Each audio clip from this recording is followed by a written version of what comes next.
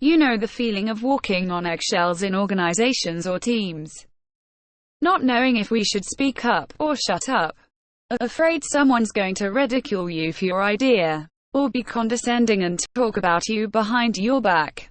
Incivility in the workplace costs hundreds of billions in the US alone.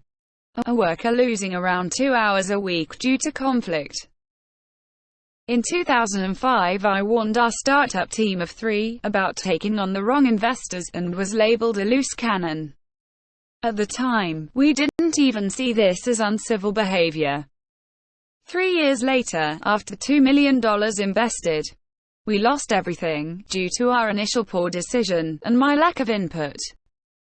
This scenario can happen to all startups making pivotal decisions. So, we came up with a solution. The Disputz Review Network. But before we can post a dispute on Disputz, we need to first separate our behavior from the content of our disagreement. By objecting to any misbehavior that offends us in real time. Using a 3-phase process of caution, object, and stop. The analogy being the ref's whistle, yellow card, and red card. And if still unresolved, it goes onto the network, to be reviewed by our peers. Not by HR or management, due to a possible conflict of interest. And if still unresolved, we finally go to the video review. Generated by the network, with up to 8 participants. Where you and the offender put both your cases before your team. And if still unresolved, the team will vote, and recommend a dismissal to management. The service would be free, for startups and accelerators, while we continue to develop the network tools, and proof of concept. An example being an anti-gossip tool. Also, it will be more difficult to retrofit existing organizations, and teams. We can commercialize later. Why me?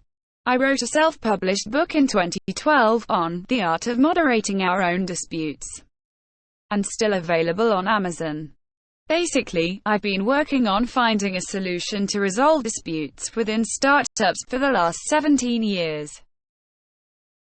Our competition, psychological safety, is the latest buzzword for teams. Teaching psychological safety is exhausting. Too many books, dogmas, and workshops. They teach us to be more civil. We focus on technology to tackle incivility. Want to teach? Don't bother. Give them a tool, which leads to new ways of thinking. Buckminster Fuller. What people are saying. Very interesting point, Desmond. Democratize organizational power as we do political power, so we can vote people out. Timothy R. Clark, author of The 4 Stages of Psychological Safety. By agreeing how we explicitly tackle incivility in our organizations, means clarity, accountability, and transparency, and no more walking on eggshells.